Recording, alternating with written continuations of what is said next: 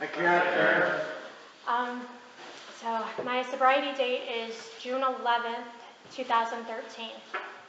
And I wish that was my one and only sobriety date. But I'm reminded that, I had to do everything that I had to do to get to where I am today.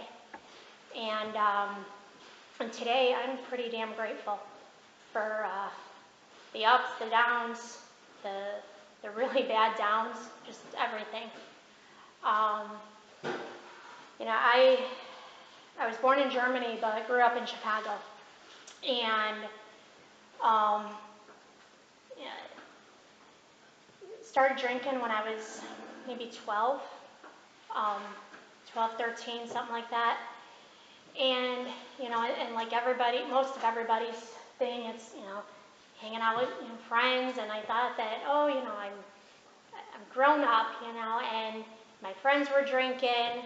I grew up in as an only child to a single mom, and it was a very abusive home. She didn't drink. I come from a family of drinkers, and I think the whole time growing up, and even since she passed away, I think I maybe seen her drink 5 times. From a young age, she instilled in me that once an alcoholic, always an alcoholic. And I'm like, okay, yeah, that's not true, And today it's a little bit different mindset there. But she like I said, she hardly ever drank, but she was very mentally sick and very abusive. And and drinking it took all of that away. I was able to do things and be things that I couldn't do or be I didn't think I could do or be when I was sober. And and it was fun. It was so much fun. You're a stupid kid doing stupid things, and it was very fun until eventually it was not. It got to the point where my friends they didn't want to hang out with me anymore. They would make comments that you drink too much. Maybe you need to stop because of how my behavior and my attitude got later throughout the night. And because it wasn't just I drank a couple, it was if I'm gonna drink, I'm gonna drink. And even as an adult, I had friends who walked away from me. Made my now ex-husband would tell me, you need to quit drinking, or I'm done, and just all these empty threats. And a few people did actually walk away, but most, it was just all empty threats. And I didn't care. I still have this inside of me where I'm just, I'm selfish and I'm going to do what I want. And the more that you tell me not to do something, the more I'm going to want to do it. And the more I'm going to try to justify it with the other person to go along with my crazy thinking. Because then it's like, well, if Kevin's going along with it after me saying it, 10 times, well, then it's what I should be doing. And even today, I have a friend who I'll run something by them, and then I run it by somebody else, and if the second person says, no, it's stupid, don't do it, it's like, damn, they're a little bit more clear-headed. But for that split second, I wanna follow that first person because they're gonna co-sign my bullshit and tell me, yes, you're justified, you have every right to do this and that and the other. And that second person is like, why are you even talking to that first one, And it's just this sickness still, and I tried, we hear about it in the book, or read about it, in the big book. You know, you try all these different ways to quit drinking. And, you know, and I did. I tried all different ways. You know, and even that geographical location, you know, that, you know, when it was when my ex had brought up to me to move out here, we have 2 kids, and my dad's side of the family is out here. And he, you know, he's like, well, you know, there's a lot of stuff going on back home. He's like, you know, what do you say we move to Ohio? And I'm like, really? You know, and I went along with it, you know, because it was new, you know, because I like the new and exciting things, but then I get burnt out really quickly. And it's probably why I have trouble finishing a project. I mean, I have so many projects that I've started, and they're halfway done, because I get burnt out in the middle of it. Because the excitement and that, you know, that high, I guess, of doing something new is gone. And, you know, and so, you know, we moved out here, and I thought, oh, that's great. You know, it's going to be I could just snap my fingers and be a new person. And I tried AA back there. My mother-in-law was in recovery. My other family members are and were in recovery, and so I was no stranger to AA. You know, and my mother-in-law would tell me, I can't say that you're an alcoholic, but, you know, maybe you should look at some stuff.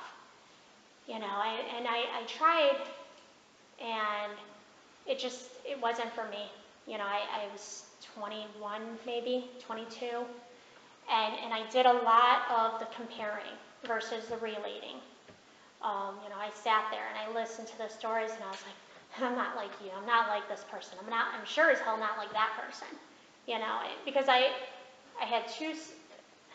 didn't have any kids at the time. Or maybe I think I had, my oldest was born, because I have a 20-year-old and a 17-year-old. So I think my oldest was born already, because I had tried it before and after she was born. And, you know, but I hadn't lost my kids, I hadn't lost any jobs, I hadn't lost anything, you know, my marriage, none of that stuff. But I also didn't have anything. You know, the only thing I lost were some people, and I didn't care because people were disposable anyway. It wasn't a big deal.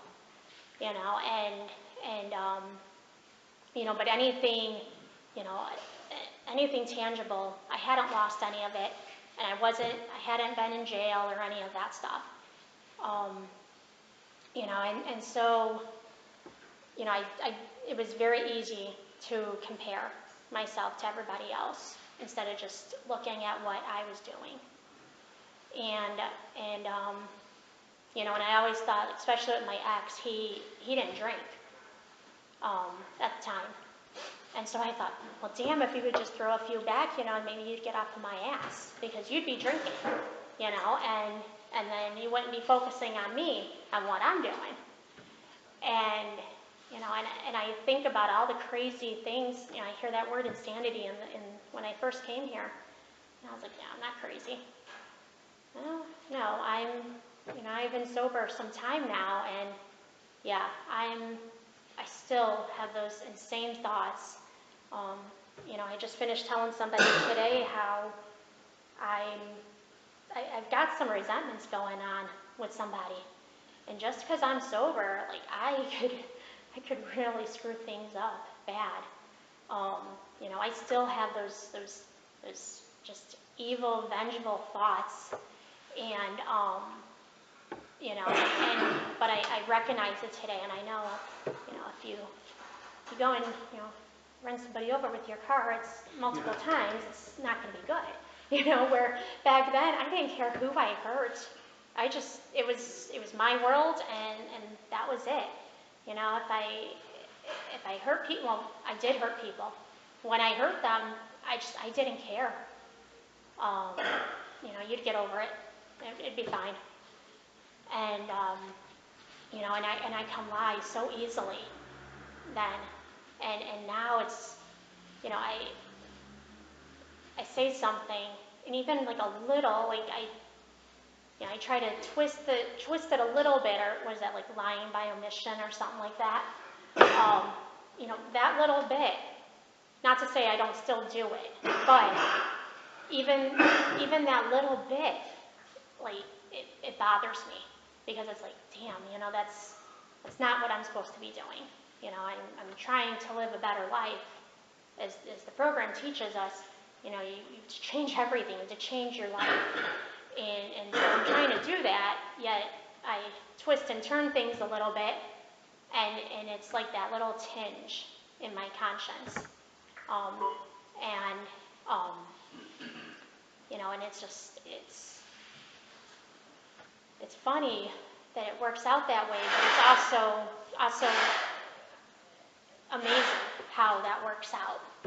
And the more that I come here, the more that I talk with people in the program, and and I try to do what I'm supposed to be doing, what I was taught when I was a kid.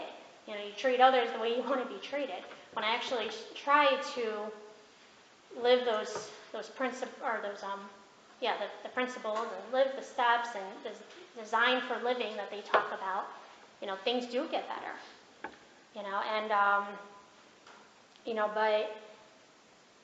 So, as I was saying, we moved out here. My mother-in-law came to visit one day, and she had 30-something years of sobriety, I think, at the time. And she needed a meeting. She didn't know anything around here, but she didn't want to go by herself. So I still say that she, it's true alcoholic, she kind of conned me into a meeting. And she wiggled her way to get me here.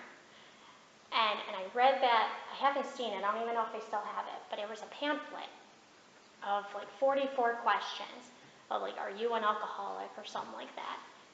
And so I took one, and it was a Monday night meeting not at the church it's at now, but it was at a previous church.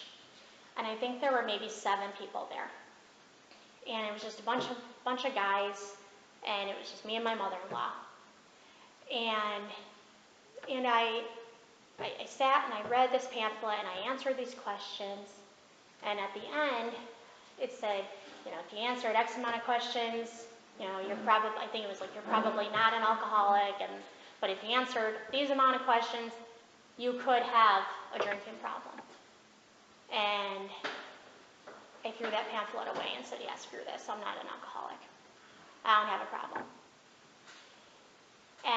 But for some reason, I kept coming back to the meetings. And I played around with it quite a bit. I'd get a little bit, and then I would drink. And I'd get a little, and I'd drink. And the last time I went out, and I always had reasons, or excuses to drink. Never any good reasons, just a bunch of excuses. And the last time I went out, I remember hearing somebody, I think it was Frank, I think I had heard him in a meeting say that it was a conscious decision when you go out to drink. And I'm like, yeah, bullshit, it's not, no, it just happens. It just happens, like rain, it's just there. And I remember that summer, I thoroughly made a conscious decision to go back out. And I had promised my husband at the time, if it gets bad, I promise I will go back to the meetings. And 10 months later, it got really bad. My bottom isn't as bad as others, but it's also, it's also worse. Everybody's got their own, and mine got me back here. And I know we're not supposed to forget our bottom, but damn, I wish I could sometimes. But I remember that night, There wasn't a Tuesday night, it was a Monday night, and there wasn't a Tuesday meeting yet. And so the next one wasn't gonna be till Wednesday night. So I thought this through, and I waited till that Monday night meeting was over, and I got a hold of somebody, because I knew they'd say, well, go to the meeting. So I was like, well, we're gonna wait till that meeting's over with. And I drank the next day, and then that Wednesday, I went to that beginner meeting and started all over. And, and I've been physically sober since then, but I'm still an alcoholic. That head can go, and that head can get me into some dark places. And in sobriety, I've been through some shit, with kids, health issues with them, some big health issues with them, especially my daughter. A divorce, some pretty bad depression, and I quit going to the meetings for a little while. I think I was maybe 4 years sober, and I didn't do the readings. I didn't do anything. I didn't need the meetings. I was fine just sitting at home in my little bubble and just not doing anything. And I hit such a bad low where I eventually got to the point where I just didn't care anymore. I didn't care. I didn't care if I was drunk, if I was sober, if I lived, if I died. I didn't care about anybody, including myself. I cut everybody out, didn't talk to anybody, and I stayed that way for a few months, maybe. And I ran into somebody from the meetings, and they're like, oh, we've been asking about you. I said, well, screw you. Not one of you fuckers have called and asked her anything how I'm doing. I'm like, so, screw you. And, because I was just angry at the world. Yes, like I said, I was physically sober, but I was just mentally just so far down to where I didn't even know how to climb my way out of it. And I still don't know how I got out of it, but I did somehow.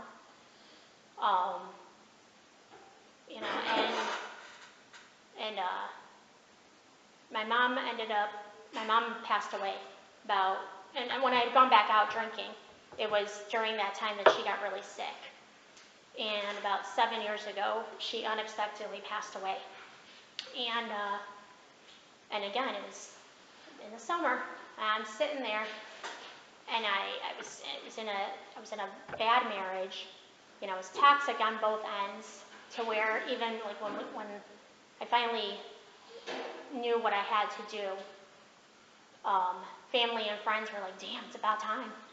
It's 25 years almost that we were together. And they're like, it's about time, wondering when that was going to happen. But you can't tell anybody when they're in the middle of their shit anything, because they don't see it. I had to eventually have those blinders taken off with everything, drinking, life in general, just all of it.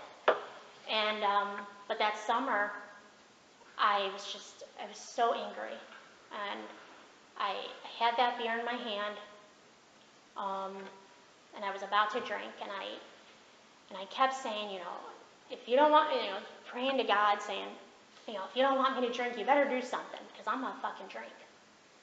And all of a sudden, my daughter, she had some neurological issues that we didn't know about, and we were butting heads back for several years. And all of a sudden, she comes storming out of the back door, yanks the beer out of my hand. It's all over me, it's all over her, it's all over the porch. And she takes the rest of the bottles and dumps them. And I didn't drink that night.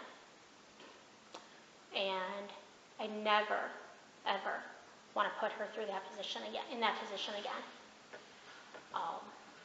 You know, it was bullshit, it was unnecessary. I knew what I was supposed to be doing. And like everything else, I just didn't do it. I started going off in my own path of, well, I know what to do, and everything will be fine, and I can handle the world, and I can't. And so, you know, I need that higher power that I have to help me. And you know, and today, I said I've been sober 12 years now, and I feel better today. I feel better now than I ever have throughout my sobriety. You know, I have a narcissistic ex who is a handful at times. Definitely, you know, trying to live this program, you know, they say, oh, just drinking is you know, that's easy, you know, but you got to live this program in everything. And so living this program is tough because people suck. And I still have my thinking. And, you know, and I can really cause some damage. You know, and so I have to use these steps with him. And then, you know, with kids, I have to use this program with them. You know, and that's not always easy. You know, I hear people say, oh, sobriety, it's so easy being sober. No, it's not. Not for me. Some days it's really tough. Not like I want to go back out and drink or anything. Yeah. But it's just sobriety as a whole, some days, is tough. Because I still have that free will. I still want to have all that justified anger and behaviors and everything, because I still live in that I'm right, you're wrong world. And, you know, I talked to my daughter a couple of days ago. She just got her license, and she got a car. And so she asked me if I can run and pick up something for her. And I'm like, no, you've got a car, you can go run and do it. Because I run and do everything for them until they got their license and their cars. And so now I'm kind of off the hook with all that. And it's pretty exciting, you know, if I'm being honest. But, and I'm like, I'm setting some boundaries. And she goes, yeah, right, Mom, you have no boundaries. And I'm like, damn, you know, all right, I'll go pick it up, you're right. You know, like, I still cave sometimes. You know, but I don't know. I hear people say, you know, oh, I can't get sober in you know, where I'm living, or I'm on vacation, I don't need to do my readings, I don't need to do this, you know, and I'm reminded that wherever I go, I'm still with me. I'm still an alcoholic. Whether I'm here, whether I'm back home, whether I'm, you know, up in Michigan, you know, wherever I am, I still have to do my readings. I still have to pray. I still have to talk to people, and do what I need to do to maintain that sobriety. And I'm reminded of when I heard it in a meeting, or through somebody, whatever, that, you know, every morning you wake up with this untreated alcoholism, and you got two roads. You can either take the one road that gets you through the readings, the prayers, the program, all of that stuff, and start your sobriety, you know, on a good day, or on a good time in the morning.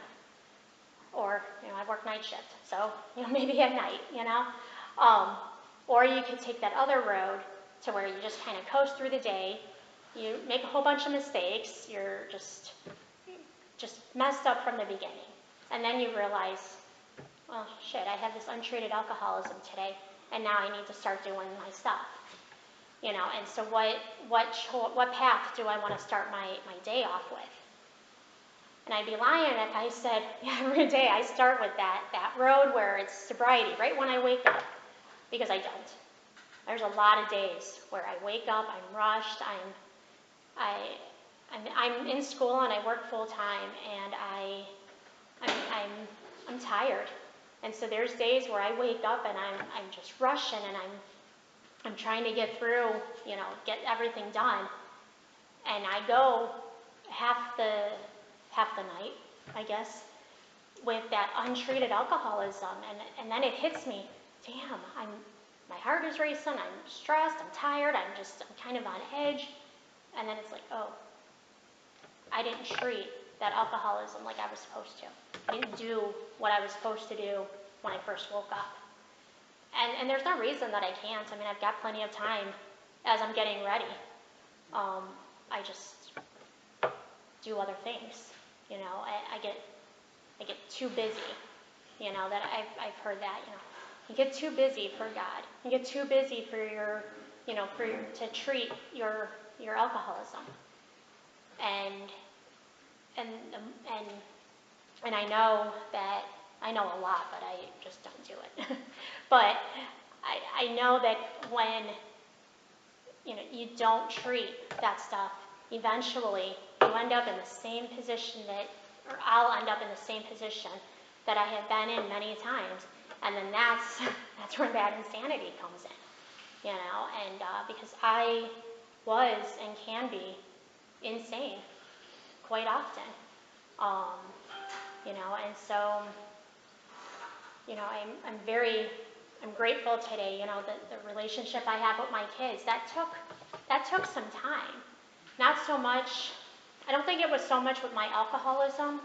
I think because they were littler when I got sober, but I think just overall, the toxic environment, I came across a text that my daughter had sent to somebody. She's 20 and she was 11, I think, or 15 when she sent this text out. And she said she knew about things that were happening when she was 11. And I was like, holy shit. That was like a knife to my heart. And she's like, and I just apologized, and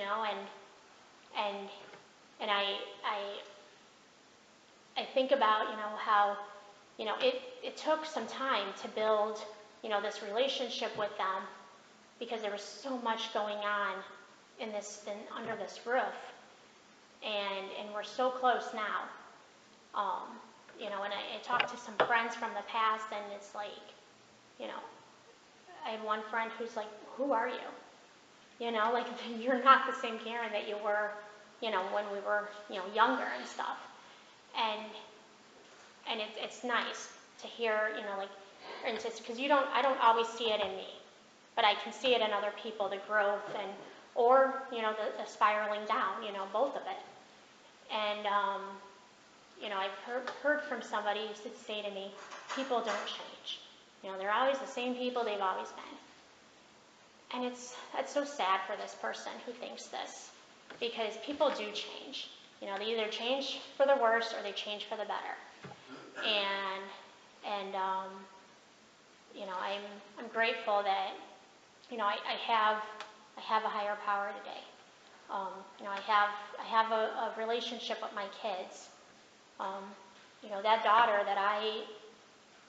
we were at war for years. I have a great relationship with her and with her girlfriend, who's like another daughter to me. And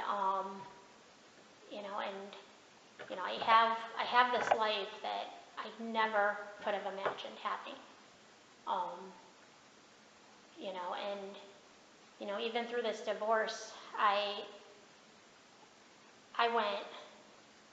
went above and beyond to be nice, because the kids, I knew that anything that I would do would retaliate toward them.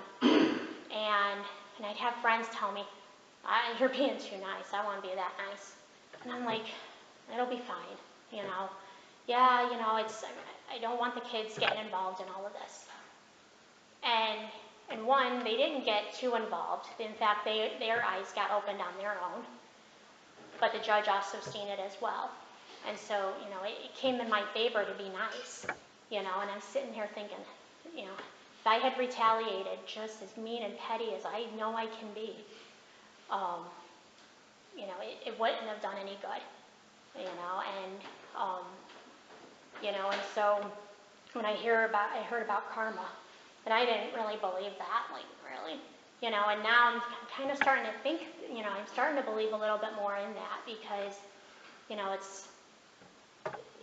I was so mean and nasty toward other people, and I was just mean and miserable and sad, and nobody wants to be around somebody who's just yelling and screaming all the time for no reason.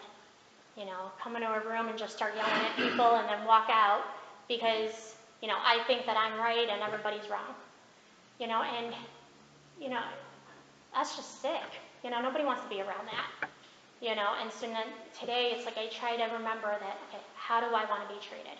You know, what is the right thing to do? And I don't always make the right decisions. There's times where I have to apologize and say, I'm sorry, you know, I really screwed up. But for the most part, you know, I try, which is a lot more than I used to do.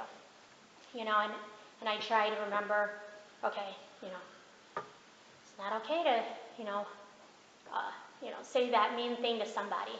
You know, you can think this, but you can't do it. You know, and once that thought comes, you know, I have to turn it over, and sometimes I have to turn things over. The same thing, like Jerry talked about these noodles that come up to the top of the pot. You know, some days I'm scooping that same one out. You know, and in my big book, I'll have something written, and I put a date on there because I have trouble remembering a lot of things. And so I'll put a date down, and then I'll go back to that chapter, whatever, and I'll see it. And last week I came across something. I think we were in step 10, maybe. And that same thing that I was struggling with back in, I think, 23, I'm still struggling with today. It's like, all right, you know, maybe it's time that I start working on that issue.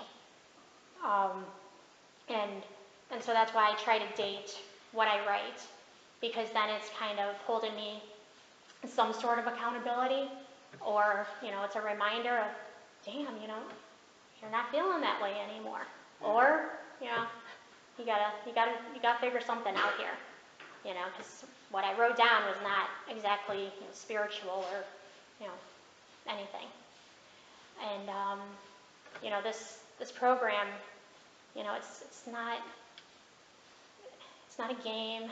It's not, you know, oh, let's, you know, get the court paper signed, please everybody, and go home, or please the spouse, you know, the kids, the family, whoever.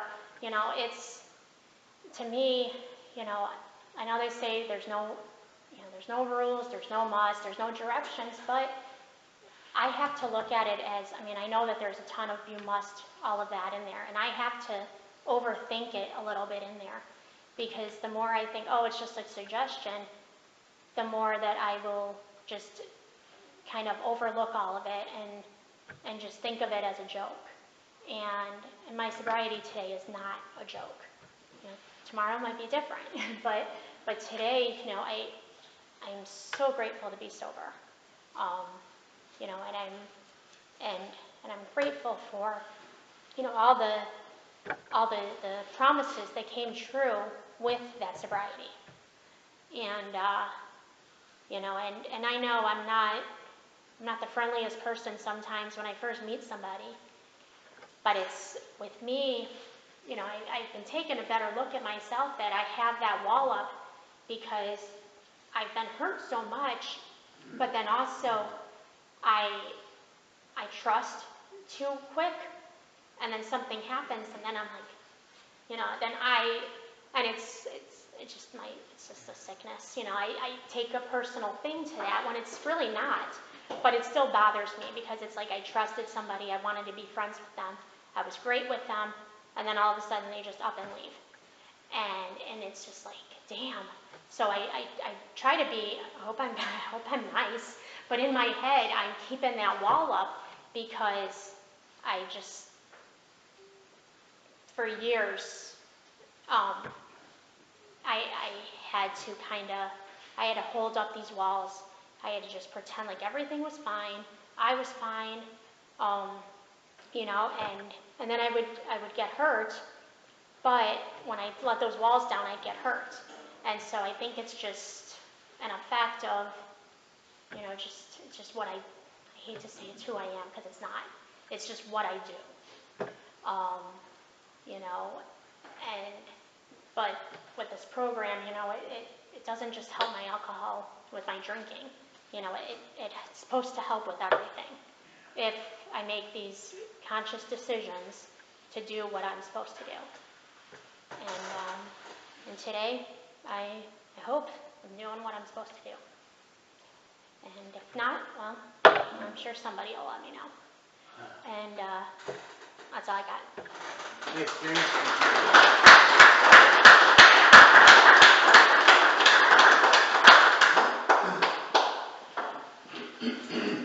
Kevin, I'm an alcoholic. And thanks, Karen. That's a good lead. I've heard you a few times before, and I've known you a long time, and a lot of those things that you talked about. I remember when that stuff was going on in your life, and but you've done well. You're sober today and doing what you're supposed to be doing, and life is pretty good today. Any day that we're sober, life's a good day. So it's customary to open it up for comments. I'll just open it up. Anybody? My name's Tom Alcoholic. I remember you in meetings in Salina a long time ago. And you're not that same person. And you keep coming back. That's what happens. You change. Thanks for sharing. Thanks, Tom. I'm Matt. I'm an alcoholic. And first of all, I want to give you credit for standing up in a room full of middle-aged men. You're the only woman here in the meeting, so that takes some. Joey about that one. That takes some courage, and those of us out here looking at you. I mean, we don't think anything of it, but I know it's hard to be the only one of something, standing up in front of a group and telling stuff that's really personal to you. So I want to commend your courage and your honesty. You mentioned a couple things that really struck me. One was about that sobriety is hard. And I think the hardest thing for me at this point in my sobriety is just options, Because when I was drinking, my life was kind of on autopilot. And I was usually trying to deal with some crisis or some problem that I had created.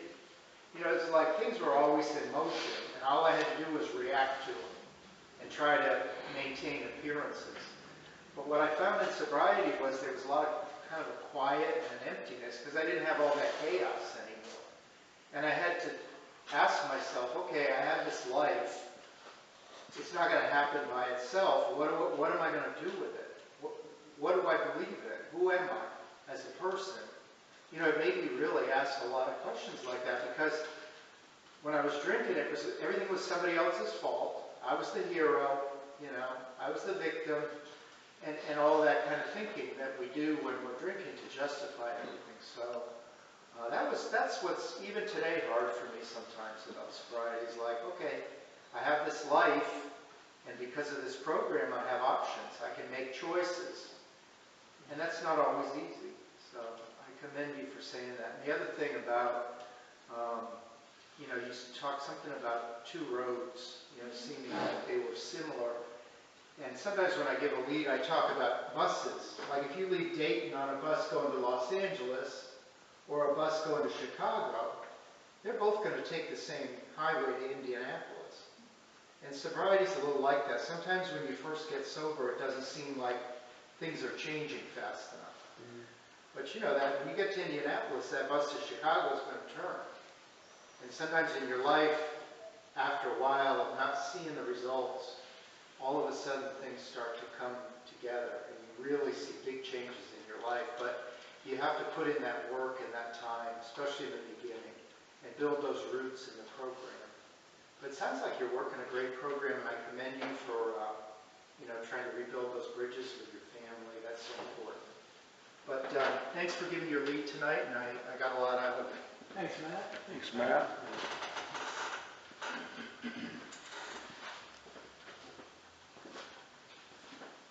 Yeah, I'm an alcoholic. Yeah. I really appreciate that lead. I mean, you brought up a lot of things, tonight that makes me think, and I'm thinking that, I'm sitting there thinking about 12 years. I'm gonna have about a year's pride. But I can't think about what it's gonna be like 12 years from now. I have to remind myself, I have to think about the rest of tonight. And then start over again tomorrow, And to start the day off right, that's something that I don't do a lot. I keep trying to correct myself, to start off first thing, thanking God for keeping me sober. I try to do that before my head hits the pillow. Sometimes I forget, but it just makes me feel bad when I do forget. But I like that take the right road, so. Enjoy seeing you around. Thanks for being a sober friend. I'll pass it to anybody. Okay. That is last night. Yeah, well, I was just trying to remember when I might have first seen you. Probably 2016, 2017, that era. You are different. yeah. You're quite a bit different. And it's like you spend some balance that you didn't have before. And I enjoyed your lead. Thanks for doing that. And I wouldn't want to give a lead a whole group of women. I wouldn't want to do that. I'd be like going, once I showed up in Alameda, California, I thought I was going to an AA meeting. There was an Al. I mean, he was the only man there, the only alcoholic there. But I didn't have to give a lead. I just stayed quiet. That's all I got. I'll pass. Thanks, Thanks, Matt.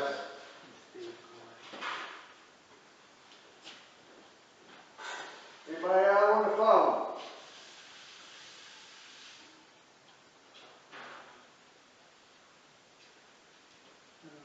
Oh, just sleep.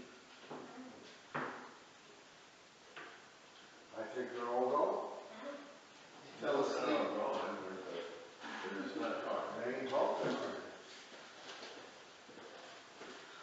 Okay, well, thanks again, Karen, for a good lead. One of the things that I was thinking about when you had talked about that and how long I've known you, I think when I first met you, the Wednesday night Salina meeting was still in the church. Oh, yes. Was in the church, in the basement at the church. That's been a long time ago. So okay. Well, if there's nothing else, we have a great way to close this meeting. We'll gather at the back and close with our prayer.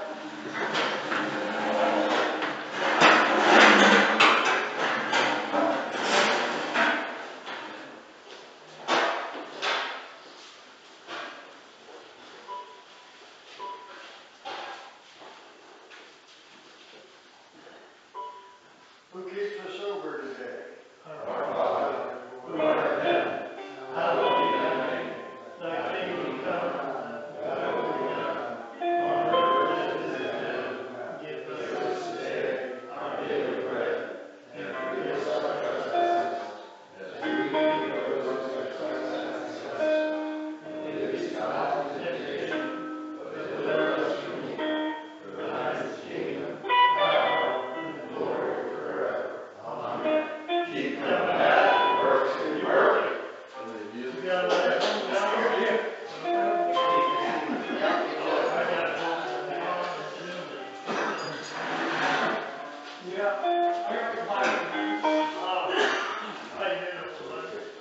thought you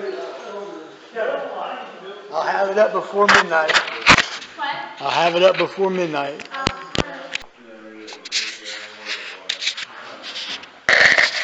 But I'm saying I didn't. Because You did water a lot. I'm saying I did.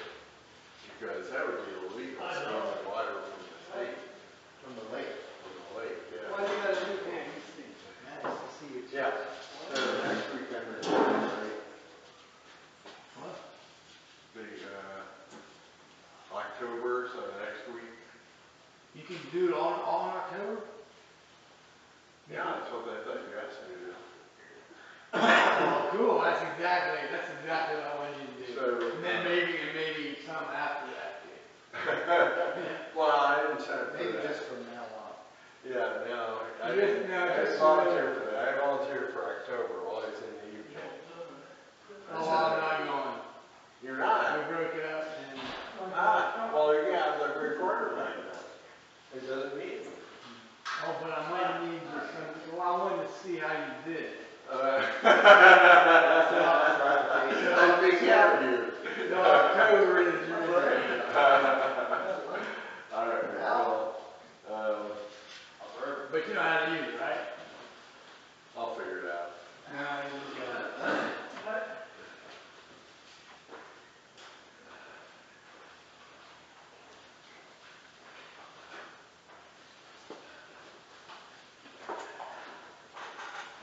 There's a lot of clouds and dust out there. Yeah.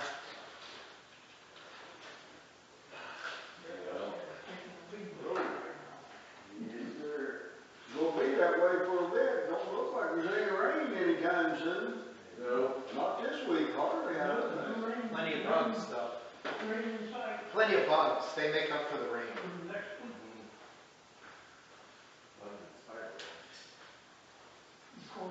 Mosquitoes are terrible.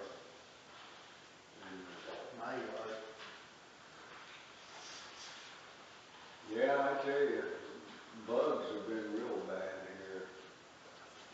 Seems like when it's dry, they just come out ravenous. Yeah, there's a deer crossing in front of me. Yeah, they're pretty thick out there. Turkey, I got, he likes it, but, Turkey? yeah. Yeah.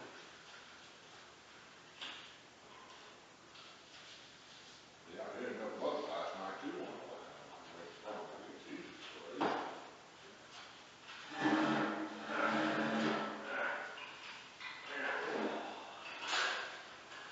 Yeah, where'd you see it here? I just crossed this road.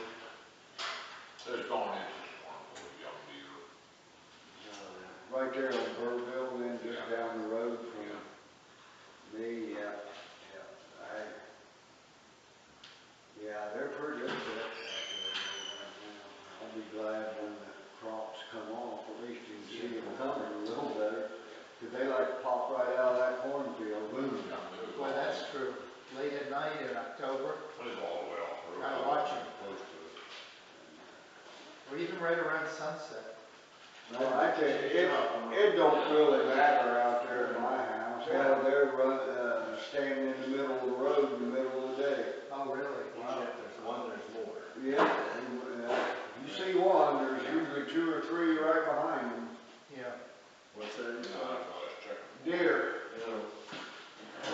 Yeah, decided after last week, and like, running over a raccoon, and I'm not gonna drive the back roads after dark anymore. We'll go out on 119, that's for sure. Yeah, that's fine. Okay, good, thank you. That, Do you know the site I put it on? Do you want it? Sure. I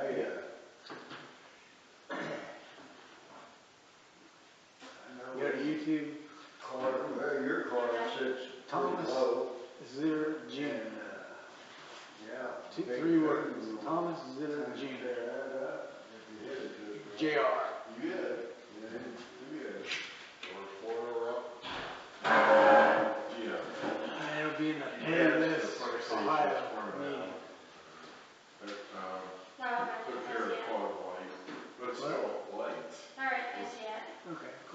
in a splendid Hey. county.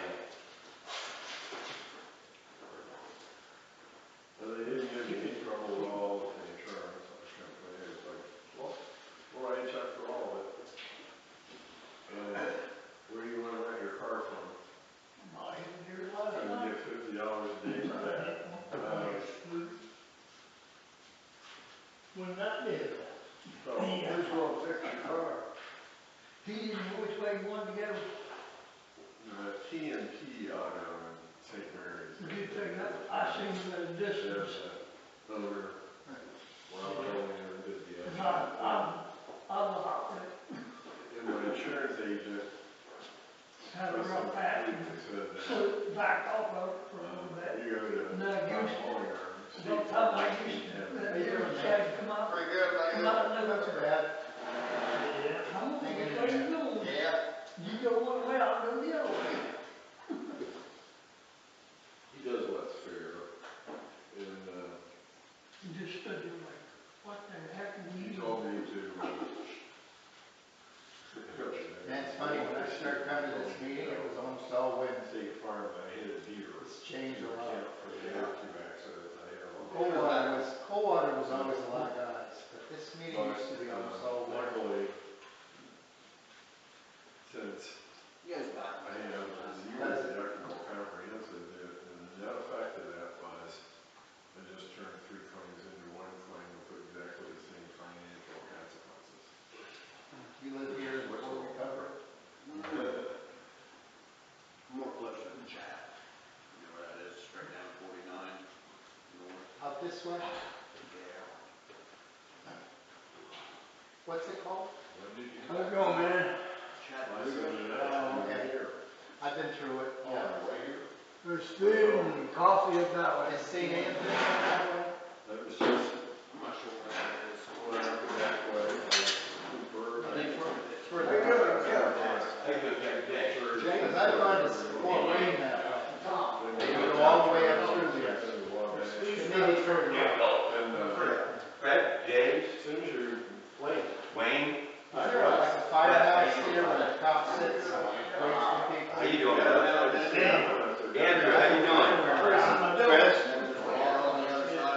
Yeah. Like that. I've been through I there. just haven't gotten up to speed. I saw a cop. You already got you? I don't usually go too fast through the towns, but, you know, you see a cop once and you kind of make a note of, okay, how are you doing? I didn't see you. Yeah, I swear, when you drop out the edge of the road, you flip it. Okay, so we got you. They're all hitting me.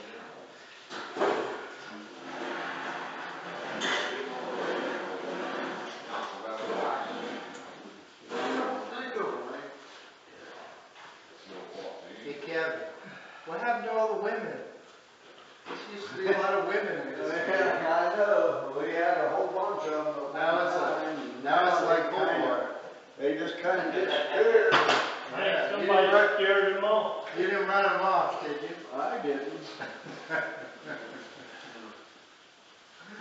Wanna read something now? Yeah, whatever you. Well, since you're the first one I asked, you could take your pick. Kevin came in about 6 months before me. Yeah. Wayne, you wanna read? You wanna read? Huh, that? I'm right behind you, but I can't catch it. Fred, you wanna read something? I didn't start coming here till 2006. You read something out of that, Andrew? Pick any page you want. You wanna read? Sure. FreeConferenceCall.com. You are helping people to... If you are the host, please enter your PIN followed by the pound. Please announce yourself. An NA meeting, German Council. Church is on the Walk everywhere, or you? We're here. I've been walking, yeah. We can all hear you now. Hey. Hi, Wes. Did you get my message? No, but Ron Geiger told me what to do. Thank you. You're welcome.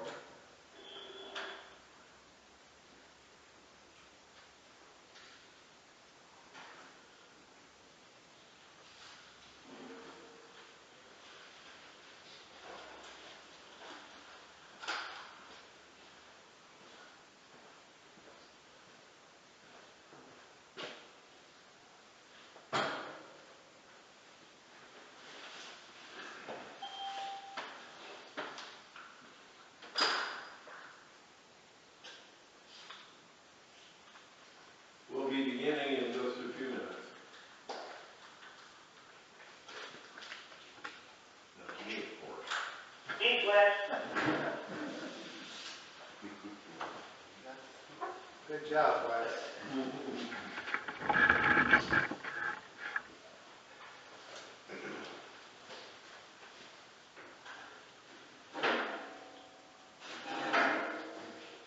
Well, I got 7 o'clock.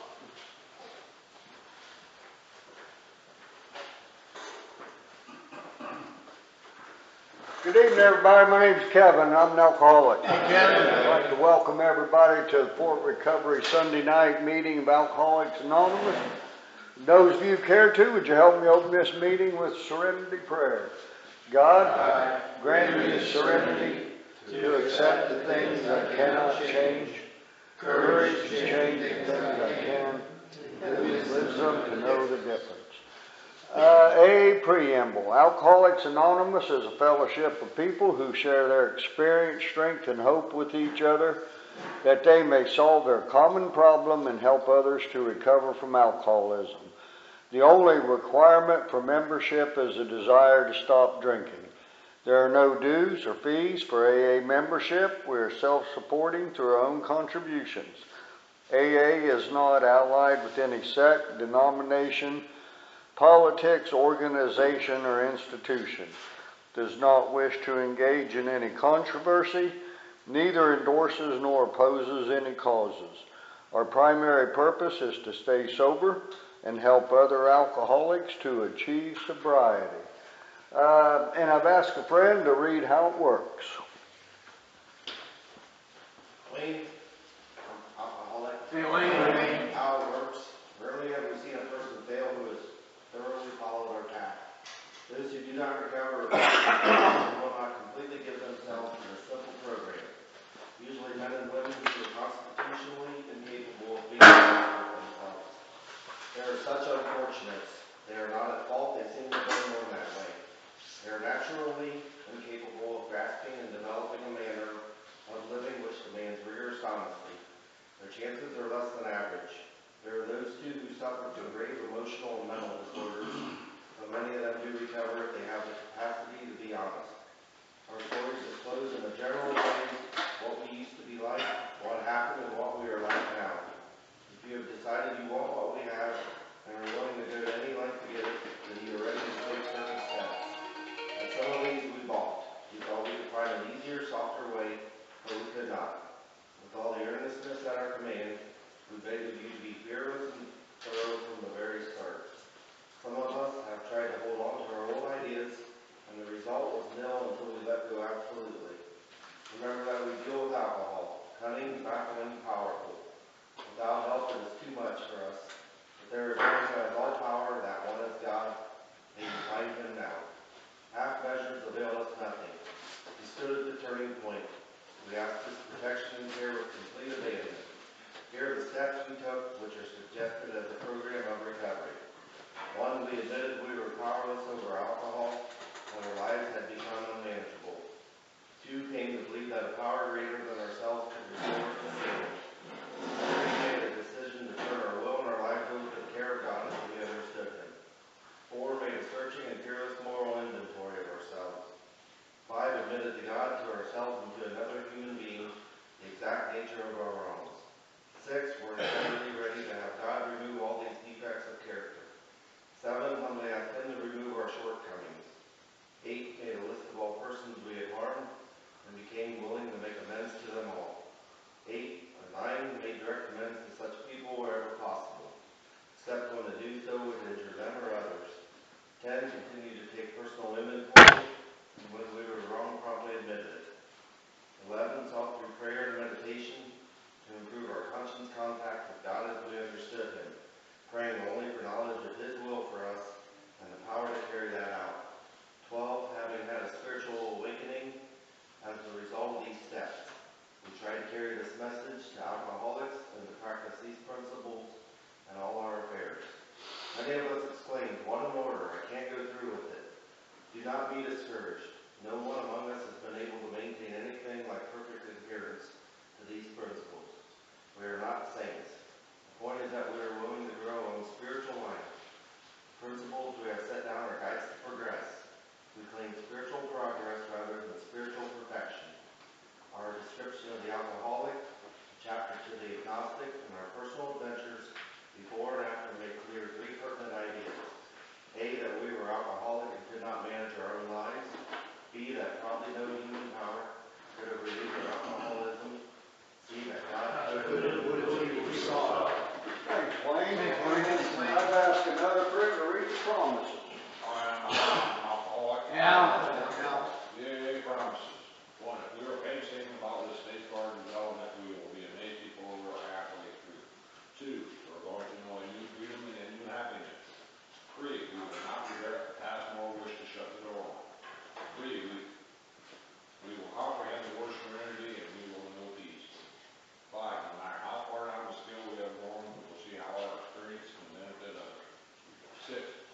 feeling of uselessness and self-pity will disappear.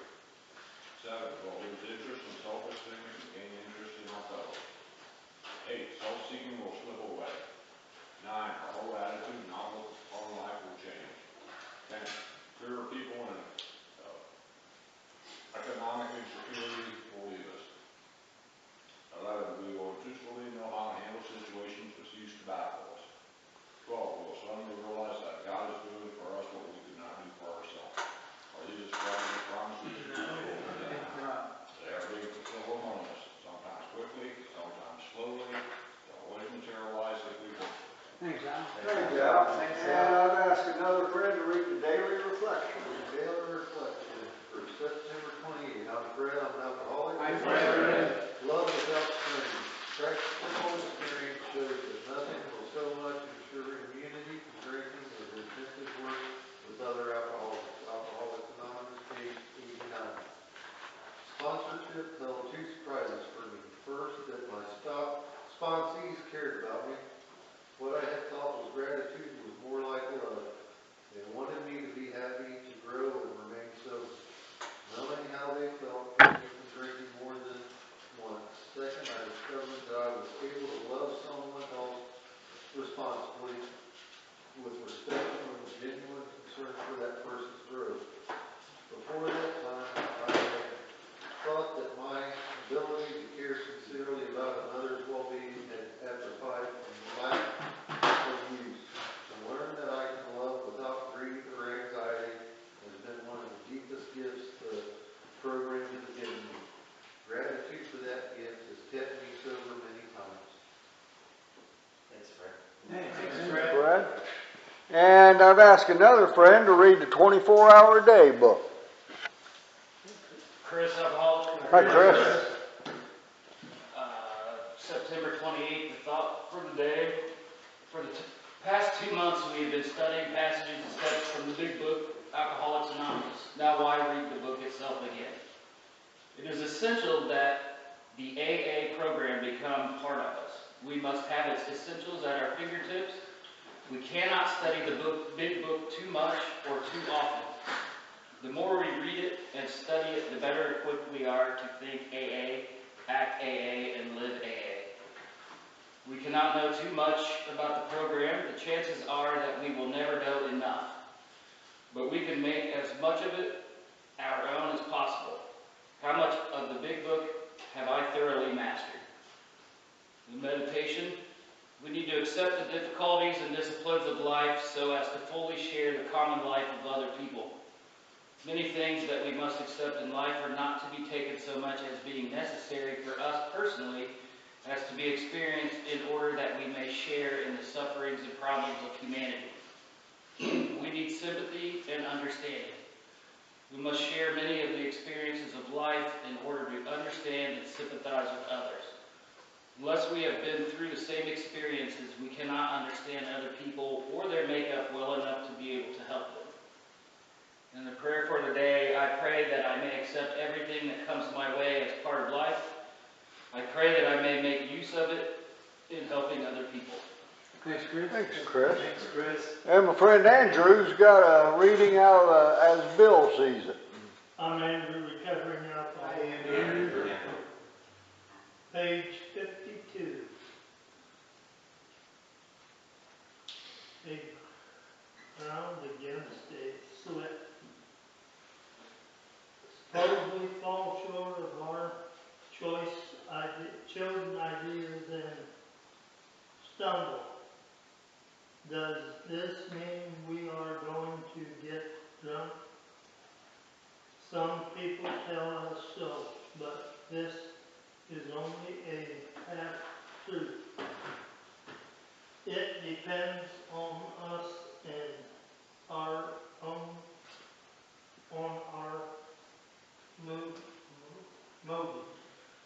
If we are sober for what we have done and have the honest desire to let God take us to better things, we believe we will be forgiven and will have learned our lesson.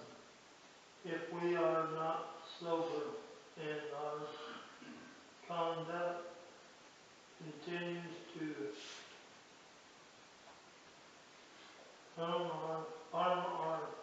ours, we are quite sure to quit or to drink. These are facts out of our experience. Alcoholics Anonymous, page 70. Thanks, Andrew. We are self-supporting through our own contributions. I'll pass the basket around. Pays for rent, coffee, books, supplies. Okay, and I've asked my friend Wes to do the tokens today. My name is Wes, and I'm an alcoholic. Hi, Wes. This meeting, we give out tokens to celebrate various lengths of sobriety, starting with a single day, which is your first meeting since your last meeting, and then a 24-hour. Anyone celebrating a number of months? Anyone celebrating a number of years? Wow. Does anybody have any time they want to have mentioned today, have recognized? Well, if you haven't had a drink today, give yourself a higher power. Thanks, Wes. Thanks, Wes.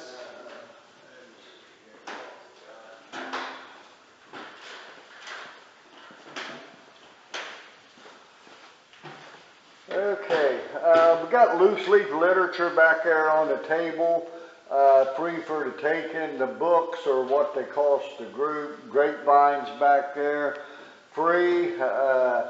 Take them, read them, pass them on, bring them back. Somebody reads them, it's better than laying on a table. Okay, I got couple, or actually I only got one announcement right now. Next Sunday, October 5th, the Coldwater AA group will be having the 44th anniversary at the Holy Trinity Catholic Church. There's a parking lot behind the church, enter the back door, down the basement. I believe at 1 o'clock the doors open, eat at 1:30, chicken provided, bring a covered dish to share. 2:30 have leads. The Al-Anon lead will be Jenny H. from Springfield, Ohio, and the AA lead is Sarah M. from Dunkirk, Indiana. And that's a good anniversary. Always good food, good turnout, and a lot of good AA there in Coldwater. Big pot for the 50. And that's the only announcement I have. Anybody have any announcements from the floor? Yeah, October 12th will be district at Bez House at 115 in Salina. That's on Sunday. Anybody interested in service work? District's a good place to go. Meetings take about a half hour. So that's October 15th. 12th. Okay, thanks, Al. And okay, well, I think we'll introduce ourselves, and I'd like to start out there on the phone. Who we got on the phone tonight?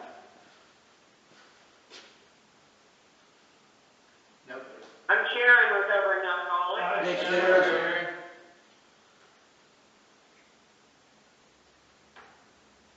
Hello, Alcoholics. Michelle? Hey, Michelle.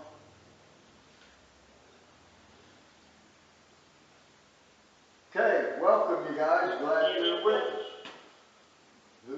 Jimmy, I think. Oh, Jim Joni out there? Yep. Okay, welcome. So, okay, we're going to start around the room there. Hey guys, this is Jen.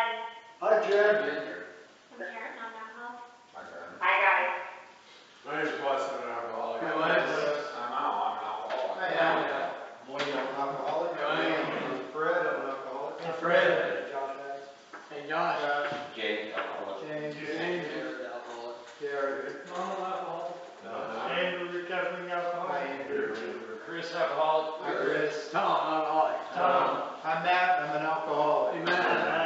Welcome, everybody. Okay, this is a lead meeting. I didn't ask her, somebody else asked her. Give a lead. I've known this lady for a long time. She's a good friend of mine, has a good story. And I will just turn it over to Karen.